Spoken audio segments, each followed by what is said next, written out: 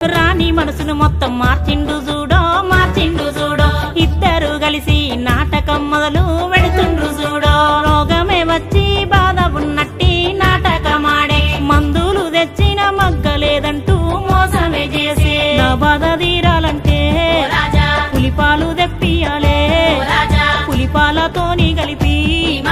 తాగుతే తగ్గునయ్యో ఈ మాట విన్నాడమ్మో సాటింపు వెయ్యమండో పులిపాలు తేగలిగే అర్ధరాజ్యమిస్తాను అది విన్నా అయ్యప్ప తండ్రిని చేరిండు బాధపడకు మాని ఓదార్చుతున్నాడు తల్లి కోసం తాను వెళ్తాను అన్నాడు పులిపాలతోని తిరిగొస్తానన్నాడు హరిపుత్ర వరపుత్ర హరిహర పుత్ర